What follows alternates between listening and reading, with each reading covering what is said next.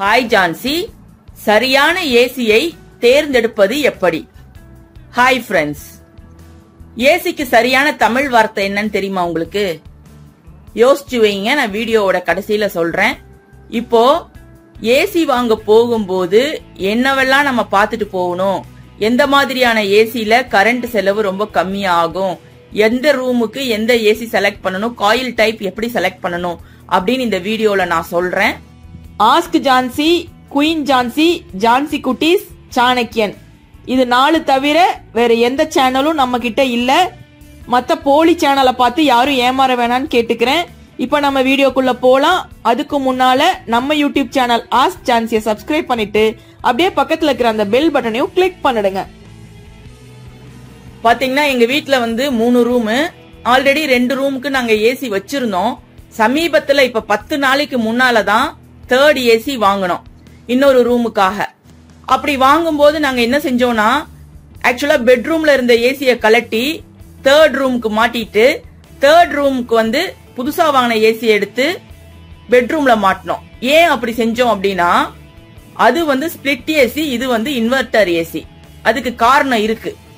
இப்போ நான் பேக்ரவுண்ட்ல காட்டுறது எங்க வீட்டு ஏசி, சமீபத்துல வாங்கின புது ஏசியும் பழைய ஏசியும் தான். இப்போ நான் அந்த 3rd ரூம் சும்மா இருந்தது, சன்னோடைய ரூம். இப்ப அங்க ஷூட்டிங்காக நான் வீடியோ எல்லாம் எடுக்கிறதுக்கு அமைதியா இருக்கணும்னு செட் பண்ணேன். அதுக்காக தான் இந்த ஏசி வாங்கினது. பட் இத பத்தி விசாரிக்கும் போது எனக்கு நிறைய தகவல்கள், பயனுள்ள தகவல்கள் கிடைச்சது. அதை இப்போ உங்க கூட நான் ஷேர் பண்ணிக்கிறேன். ஆல்ரெடி உங்களுக்கு தெரியும் விண்டோ ஏசி இருக்கு, அது விண்டோல கனெக்ட் பண்றது. பட் இப்ப மோஸ்ட்லி அந்த விண்டோ ஏசி அவுடேட் ஆயிடுச்சுன்னே சொல்லலாம். அதுக்கு காரணம் என்னன்னா, நம்ம வீடெல்லாம் மாத்தும் போது விண்டோவை அறுத்து செட் பண்ணிட்டு இருக்கணும். அதனால வீடுகளுக்கு பயன்படுத்துற ஏசியில முக்கியமான வகை ஸ்பிளிட் ஏசியும் இன்வெர்டர் ஏசியும் தான் இப்போ சந்தையில கலக்கிட்டு இருக்கு. அது இல்லாம இன்னும் நிறைய ஏசி வகைகள் இருக்கு, கார் ஏசி, கேசட் ஏசி, இப்படி. அதெல்லாம் நம்ம வீடுகளுக்கு தேவையில்லை. இப்போ இந்த 2 ஏசி பத்தி நம்ம பார்க்க போறோம், ஸ்பிளிட் ஏசி, இன்வெர்டர் ஏசி.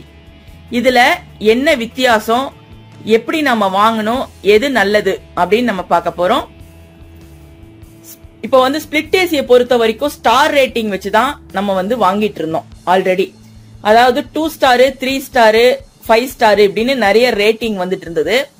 நாங்க பல வருஷத்துக்கு முன்னாடியே வாங்கும்போது 5 ஸ்டார் தான் வேணும் கம்பல்சரியா அப்படின்னு சொல்லி 5 ஸ்டார் ஏசி வாங்கணும். அதுக்காக ஒரு பெரிய அமௌண்ட் எக்ஸ்ட்ரா கொடுத்து தான் வாங்கணும். ஆனா கணக்கு போட்டு பாத்தீங்கன்னா 5 ஸ்டார் ஏசிக்கும் 3 ஸ்டார் ஏசிக்கும் பெரிய வித்தியாசம் எதுவுமே கிடையாது. இப்ப 3 ஸ்டார் ஏசில 1000 ரூபாய் கரண்ட் பில் வந்ததுன்னா 5 ஸ்டார் ஏசில 930 ரூபாய் 940 ரூபாய் வரும். அவ்வளவுதான் வித்தியாசம். ஒரு 50 ரூபாய் தான் வித்தியாசம் வரும். ஆனா அதுக்காக ஒரு பெரிய தொகையை செலவிட்டோம் நாங்க. இருந்தாலும் 5 ஸ்டார் ஏசி தான் வேணும் அப்படின்னு சொல்லி 2 ரூமுக்குமே 5 ஸ்டார் ஏசி தான் வாங்கி வச்சோம். இந்த ஏசி வாங்கி வச்சு சாம்சங் நினைக்கிறேன், ஆமா, வாங்கி வச்சு இப்போ கிட்டத்தட்ட ஒரு 7-8 வருஷமா நல்லா தான் இருக்கு. சின்ன சின்ன பிரச்சனைகள் வரும், சரியாயிட்டு இருக்கு. அப்படியே நாங்க கரெக்டா ரன் பண்ணிட்டு இருக்கோம். இப்போ இன்வெர்டர் ஏசி வாங்கலாம் அப்படின்னு சொல்லி நாங்க போய் பார்த்தோம். நிறைய கம்பெனி பார்த்தோம். அதுல நிறைய குழப்படி எல்லாம் பண்ணாங்க. ஏன்னா அவங்க நிறைய ட்விஸ்ட் பண்ணி ரேட் குறைச்சு வச்சிருப்பாங்க. ஆனா உள்ள பார்த்தா ஏதாவது ஒரு பிரச்சனை இருக்கும். இப்படி எல்லாம் நிறைய இருந்தது. அலசி ஆராய்ஞ்சு கடைசியில நாங்க ஒரு எல்ஜி இன்வெர்டர் ஏசியை செலக்ட் பண்ணி வாங்கிட்டு வந்தோம். இப்போ அதுல என்ன ஒரு வித்தியாசம் அப்படின்னா, இன்வெர்டர் ஏசியை பொறுத்த வரைக்கும் நமக்கு 40% கரண்ட் செலவு மிச்சமாகுது. இப்போ ஏசியோட விலை கொஞ்சம் தான் வித்தியாசம் வரும். அதாவது ஸ்பிளிட் ஏசி நமக்கு ஒரு 26,000 27,000னா இன்வெர்டர் ஏசி அதை விட ஒரு 10,000 ரூபாய் அதிகமா இருக்கும். ஆனா கரண்ட் செலவு பார்க்கும்போது ஸ்பிளிட் ஏசில 3 ஸ்டார் 1000 ரூபாய் மாசமும், 3 ஸ்டாருக்கு 1000 ரூபாயும் 5 ஸ்டாருக்கு 930 ரூபாயும் கரண்ட் ஆச்சுன்னா, இன்வெர்டர்ல 3 ஸ்டார் ஏசிக்கு 600 ரூபாய் ஆகுது கரண்ட்டுக்கு. இப்ப இன்வெர்டர் ஏசில இது வரைக்கும் 3 ஸ்டார் தான் ஃபேமஸா இருக்கு. இன்னும் 5 ஸ்டார் மாடல் நான் பாக்கல. எப்படி இன்வெர்டர் ஏசிக்கு மட்டும் கரண்ட் செலவு கம்மியாகுது அப்படின்னு பார்த்தா, அது டிசி கரண்ட்ல ஓடுது. இதெல்லாம் ஏசி கரண்ட்ல ஓடுது, இது மட்டும் டிசி கரண்ட்ல ஓடுது. அதனால உங்களுக்கு எடுத்ததும் ஃபுல் ஸ்பீட்ல ஓடி ரொம்ப சீக்கிரமா கூலிங் ஆயிரும். அதுக்கப்புறம் பாத்தீங்கன்னா இந்த இன்வெர்டர் ஏசி வெறும் 250 வாட்ஸ் கரண்ட்ல தான் ஓடுது. இப்ப இந்த 3 ஸ்டார் 5 ஸ்டார் இந்த மாடல் ஸ்பிளிட் ஏசிக்குலாம் எப்படின்னு கேட்டீங்கன்னா 30 ஆம்ஸ் வேணும் அந்த மோட்டர் ரன் ஆகிறதுக்கு. ஆனா இன்வெர்டர் ஏசி மோட்டருக்கு 6 ல இருந்து 7 ஆம்ஸ் இருந்தாலே போதும் அப்படிங்கிறாங்க. இப்ப நாங்க அனுபவபூர்வமா நாங்க பாத்துட்டோம். நல்லாவே கரண்ட் வந்து மீட்டர் ரீடிங்லாம் எடுத்து பார்த்தோம். நிஜமாவே ரொம்ப கம்மியாகுது. எனக்கு வந்து ரொம்ப ஹாப்பியா இருக்கு இன்வெர்டர் டைப் செலக்ட் பண்ணதுல. ஏன்னா வந்து காஸ்ட் வைஸ் பார்த்தா அதிகம் தான். எங்களுக்கு வந்து கிட்டத்தட்ட 36 வந்தது. ஒரு 10 தான் நாங்க வாங்கணும், சின்ன ரூம் தான் அப்படிங்கறதுனால. பட் இது வந்து காஸ்ட் வைஸ் கொஞ்சம் கம்மியா இருந்தாலும் கூட ரொம்ப வேகமா கூலிங் ஆயிருது. எஃபெக்ட் ரொம்ப நல்லா இருக்கு. மத்த ஏசி யூஸ் பண்ணிட்டே இருந்துட்டு இதை யூஸ் பண்ணும்போது என்னமோ ஒரு மேஜிக் மாதிரி இருக்கு இந்த இன்வெர்டர் ஏசி. அதுலயும் பாத்தீங்கன்னா சீக்கிரமாவே குளிர் எடுத்து நாங்க ஆஃப் பண்ணிடுவோம், அந்த மாதிரி தான் இருக்கு. இன்னொன்னு விஷயம் என்னன்னு கேட்டீங்கன்னா, இந்த 3 ஸ்டாருக்கும் 5 ஸ்டாருக்கும் கம்ப்ரஸர் வந்து நின்று ஓடும். இப்படி நின்று ஓடும் போதுதான் அந்த டெம்பரேச்சரை வந்து மெயின்டைன் பண்ணும். அதாவது ரொம்ப டெம்பரேச்சர் ஹை ஆயிடுச்சுன்னா நின்றும், திரும்ப லோ ஆயிடுச்சுன்னா ஸ்டார்ட் ஆகும், திரும்ப ஹை ஆயிடுச்சுன்னா நிக்கும், லோ ஆயிடுச்சுன்னா ஸ்டார்ட் ஆகும். இப்படி நின்று ஓடும் போதுதான் கரண்ட் வந்து அதிகமா செலவாகுது. ஏன்னா அது வந்து ஸ்டார்டிங்க்கும் எண்டிங்க்கும் அந்த கரண்ட் வந்து இழுக்குது. ஆனா இன்வெர்டர் டைப்ல நிக்காம ஓடிட்டே தான் இருக்கும். ஆனா வந்து லோ வோல்டேஜ்ல ஓடும். அதுதான் வந்து இதுல வந்து சீரான, அதாவது ஒரே மாதிரியான தட்ப வெப்பநிலையை நமக்கு கொடுக்குது. இப்ப வந்து கொஞ்ச நேரம் ரொம்ப கூலிங்காவும் ரொம்ப நேரம் கம்மியாவும் அப்படிலாம் இருக்காது. ரொம்ப சீக்கிரமா கூலிங் ஆயிருது. எனக்கு வந்து ரொம்ப ரொம்ப பிடிச்சிருந்தது இந்த இன்வெர்டர் டைப். நிறைய கம்பெனி இருக்கு, ஆனா அதுல நிறைய தகுடு தத்தங்களும் இருக்கு. அதெல்லாம் நீங்க விசாரிச்சுதான் வாங்கணும். என்ன நான் சொல்றேன், ஃபர்ஸ்ட் வந்து எந்த ரூமுக்கு எந்த ஏசி தேவை அப்படின்னு பார்க்கும்போது புதுசா வாங்குறவங்களுக்கு நான் இந்த அட்வைஸ் யூஸ்ஃபுல்லா இருக்கும். 10க்கு 10 ரூம்னா ஒரு 10 போதும், 12க்கு 10க்கும் ஒரு 10 போதும். இதே 16க்கு 10 அப்படின்னா உங்களுக்கு வந்து 1.5 டன் ஏசி தேவைப்படும். பெரிய ஹால் 400 சதுரடி அந்த மாதிரிலாம் இருந்தா 3 டன் ஏசி தேவைப்படும்.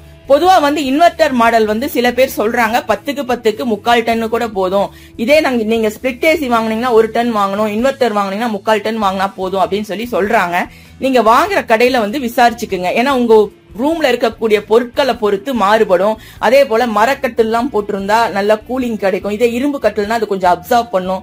அதுல எவ்வளவு பொருள் வச்சிருக்கீங்களோ அதை பொறுத்து மாறுபடும். அதனால அது வந்து கடைகள்ல நீங்க வந்து உங்க ரூம் சைஸ சொல்லி இதுக்கு என்ன ஏசி வேணும் அப்படின்னு சொல்லி கரெக்டா நீங்க கேட்டுக்கோங்க. அவங்க ரொம்ப டூ மச்சா சொன்னாங்கன்னா நான் சொல்ற விவரத்தோட கம்பேர் பண்ணி பாத்துக்கோங்க. அதே போல காயில் டைப்னு ஒண்ணு இருக்கு. காயில் டைப் வந்து ரொம்ப முக்கியமா நீங்க பார்க்க வேண்டியது என்னன்னா, சில ஏசில வந்து அலுமினியம் காயில், முக்காவாசி டைப்ல வந்து அலுமினியம் காயில் தான் கொடுத்திருக்காங்க. சில ஏசிகள்ல மட்டும் காப்பர் காயில்னு கொடுத்திருப்பாங்க. அப்ப வந்து வெளியவே அவங்க போட்டிருப்பாங்க 100% காப்பர் அப்படின்னு சொல்லி போட்டிருப்பாங்க. 100% காப்பர் காயில்னால என்ன பெனிஃபிட் அப்படின்னு சொல்றேன். இதே அலுமினியம் காயில்னா வெளியே வர டியூபும் அலுமினியத்துல தான் வரும். அதாவது வெளியே வந்து கம்ப்ரஸர் இருக்கு பாத்தீங்களா, அதுக்கு போற டியூபும் அலுமினியத்துல தான் வரும், உள்ள காயிலும் அலுமினியம்ல தான் வரும். காப்பர்னா எல்லாமே வந்து காப்பர்ல வரும்.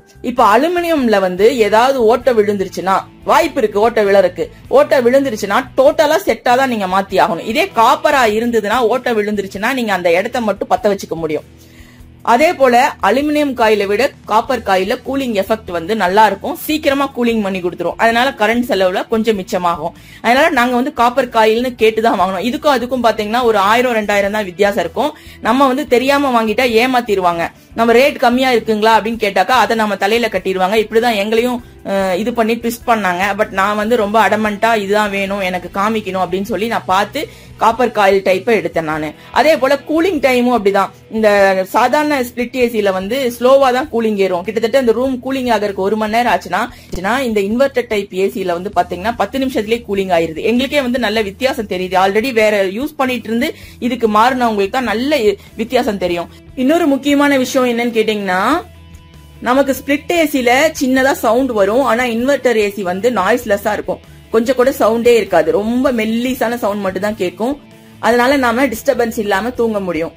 சப்போஸ் நீங்க வாங்கணும் ஏசி அப்படின்னு முடிவு பண்ணி வாங்க போகும்போது ஒண்ணு பண்ணுங்க, இயர் மாடல் என்னன்னு பாருங்க. அதாவது அந்த ஏசியோடைய இயர் மாடல் ரொம்ப ரொம்ப முக்கியமானது. ISEER ரேட்டிங்னு போட்டிருக்கா இல்ல வெறும் EER ரேட்டிங் போட்டிருக்கான்னு பாருங்க. அந்த ஏசில வந்து சைட்ல வந்து ஒட்டி இருப்பாங்க 5 ஸ்டார் 3 ஸ்டார் அப்படின்னு, அங்கேயே வந்து கீழே வந்து போட்டிருப்பாங்க அந்த ரேட்டிங் எல்லாமே. அதுல போய் படிச்சு பாத்தீங்கன்னா உங்களுக்கு புரியும். ISEER இருக்கிறதா நல்லது. அதுதான் வந்து நியூ மாடல். நீங்க எந்த இயர்ல ஏசி வாங்குறீங்களோ அந்த இயர் மாடலா அப்படின்னு சொல்லி கேட்டு வாங்குங்க. இயர் மாடலும் அதுலயே போட்டிருக்கும்.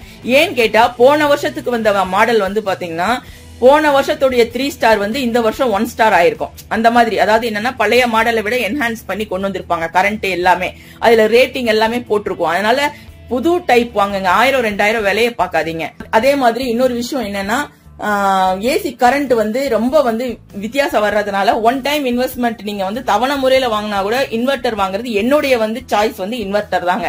ஏன்னா நாங்க 3 ஏசில ஒண்ணுதான் இன்வெர்டர் எங்களுது, மீதி 2 ஸ்பிளிட் ஏசி. இன்னும் சொல்றாங்க இந்த மாதிரி இன்வெர்டர் டைப் ஃப்ரிட்ஜ் கூட வரப்போகுது சீக்கிரமாவே அப்படின்னு சொல்றாங்க. அந்த மாதிரி வந்துட்டா இன்னும் கரண்ட் சேவ் ஆகும். சோ ஃப்ரிட்ஜ் மாத்தலான்னு ஐடியா வச்சிருக்கவங்க எல்லாம் கூட வெயிட் பண்ணுங்க. இன்னும் 1 இயர்ல வந்து இன்வெர்டர் டைப் ஃப்ரிட்ஜ் வந்ததுன்னா நீங்க அதை வாங்கிட்டீங்கன்னா மின்சார செலவு கம்மியாகும். இப்ப நமக்கு வந்து ரொம்ப பெரிய பட்ஜெட் வந்து மின்சாரம் தான். ஏன்னா நமக்கு நிறைய வந்து சார்ஜ் எல்லாம் ரொம்ப அதிகப்படுத்திட்டாங்க. அது 500 யூனிட்டுக்கு மேல எல்லாம் போயிட்டா ரொம்பவே சார்ஜ் அதிகமாயிடுச்சு. அதனால நம்ம வந்து ஏசி இல்லாமலும் அதே சமயத்துல இருக்க முடியாது. முதல்ல ஏசி வந்து ஆடம்பர பொருளா இருந்தது, இன்னைக்கு அத்தியாவசிய பொருளா ஆயிடுச்சு. காரணம் என்னன்னா ஓசோன்ல விழுந்த ஓட்டனால ரொம்ப ஹீட் டெம்பரேச்சர் எல்லாமே கூடிருச்சு. அதுலயுமே சொல்றாங்க இந்த மாதிரி சில ஏசில வந்து குறிப்பிட்ட மாதிரியான R22 என்னோ ஒரு கேஸ் வந்து ஃபில் பண்றாங்களாம். அது வந்து ஓசோனுக்கு வந்து எந்த ஒரு டிப்ளீஷனும் ஏற்படுத்தாது. ஆனா வந்து விலை குறைவான ஏசி எடுக்கும் போது அந்த மாதிரி எல்லாம் அவங்க ஃபில் பண்ணிருக்க மாட்டாங்க அப்படிங்கிறாங்க. உள்ள வந்து நிறைய இருக்கு, அது நம்ம வந்து எல்லாரும் கண்டுபிடிக்க முடியாது. பட் வந்து கொஞ்சம் மேலோட்டமா இந்த மாதிரி விஷயங்களை நல்லா கவனிச்சு பார்த்து வாங்குங்க. முதல்ல வந்து பாத்தீங்கன்னா இயர் மாடல் கரெக்டா கரண்ட் இயரா இருக்கணும். காயில் டைப் நீங்க முக்கியமா பார்க்கணும். எத்தனை டன் உங்க ரூமுடைய அளவை பொறுத்து அப்படிங்கறத பார்க்கணும். அதே போல ஸ்டார் ரேட்டிங் பார்க்கணும். இப்ப வந்து இன்வெர்டர் டைப்ல 3 ஸ்டார் மட்டும் தான் இப்போதைக்கு மார்க்கெட்ல இருக்கு, 5 ஸ்டார் இல்ல. சப்போஸ் நீங்க நான் இன்வெர்டர் டைப் போனீங்கன்னா 5 ஸ்டார் வந்து வாங்கினா நல்லா இருக்கும். பட் கொஞ்சம் தான் வித்தியாசம் வருது, ஒரு 7000 8000 தான் ரெண்டுக்கும் வித்தியாசம் வருது. அதனால வந்து நீங்க நல்லா யோசனை பண்ணி வாங்குங்க. ஏன்னா நம்ம லாங் ரன்னை தான் பார்க்கணும். அதே போல எத்தனை சர்வீஸ் அவங்க தராங்க, ஃப்ரீ சர்வீஸ் அப்படிங்கறத பாருங்க. எத்தனை இயர் வாரண்டிங்கிறத பாருங்க. எதுக்கு வாரண்டி தராங்க. சில சமயம் பாத்தீங்கன்னா கம்ப்ரஸருக்கு 10 இயர்ஸ் வாரண்டிமாங்க. ஆனா வந்து இன்டர்னல் பார்ட்ஸ்க்குலாம் வந்து 1 இயர் தான் வாரண்டின்னு சொல்லுவாங்க. ஆனா டோட்டலா கேட்கும்போது 10 வருஷம் வாரண்டியா அப்படின்னு சொல்லிட்டு நம்ம வாங்கிட்டு வந்துருவோம். ஆனா உண்மையில பாத்தீங்கன்னா 10 வருஷங்கிறது அந்த கம்ப்ரஸருக்கு மட்டும் தான் வாரண்டியா இருக்கும், மீதி எல்லாத்துக்கும் 1 இயர் தான் இருக்கும். அது நல்லா கவனிச்சு வாங்குங்க. சரியான ஸ்டெபிலைசரை பார்த்து வாங்குங்க. நல்ல கம்பெனி நல்ல பிராண்டா வச்சு. கண்டிப்பா வந்து சில ஏசிக்கு வந்து ஸ்டெபிலைசர் தேவையில்லைன்னு சொல்லுவாங்க, இருந்தாலும் ஸ்டெபிலைசர் வச்சுக்கிறது நமக்கு சேஃப்டி. இப்ப நான் வந்து பேக்ரவுண்ட்ல எங்க வீட்டுல இன்ஸ்டால் பண்ணும்போது எடுத்த வீடியோ 1-2 தான் நான் கொடுத்திருக்கேன், நீங்க பாருங்க. உங்களுக்கு வந்து இது சாட்டிஸ்பாக்சனா இருக்கும்னு நினைக்கிறேன். சின்ன சின்ன டவுட் இருந்தா கேளுங்க, என்னால முடிஞ்ச வரைக்கும் நான் கிளியர் பண்ணி தரேன். அப்புறம் கடைசியா ஒரு விஷயம் நான் சொல்றேன்னு சொன்னேன். ஏசிக்கு தமிழ் வார்த்தை காற்று சீரமைப்பி அப்படின்னு நான் ஒரு இதுல பார்த்தேன். நிறைய வார்த்தைகள் இருக்கலாம், பட் காற்று சீரமைப்பி அப்படிங்கிற வார்த்தை வந்து கொஞ்சம் பொருத்தமானதா தெரிஞ்சுது. சோ இந்த வீடியோ உங்களுக்கு பிடிச்சிருந்தா லைக் போட்டு உங்க ஃப்ரெண்ட்ஸ் கூட ஷேர் பண்ணுங்க. நான் ஆல்ரெடி சொன்ன மாதிரி 4 சேனல் தவிர ஆஸ்க்ங்கிற ஆரம்பிக்க வேற எந்த சேனலும் நம்ம கிட்ட இல்ல.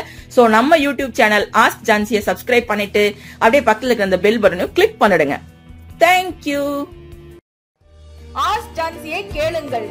கமெண்டில் கேட்கப்படும் உங்கள் சந்தேகங்களுக்கு அடுத்தடுத்த வீடியோக்களில் விரிவான விளக்கங்கள் தரப்படும். இந்த வீடியோ பிடிச்சிருந்தா லைக் பண்ணிட்டு ஷேர் பண்ணிட்டு மறக்காம ஆஸ்க் ஜான்சி சேனலை சப்ஸ்கிரைப் செய்யுங்க. நன்றி.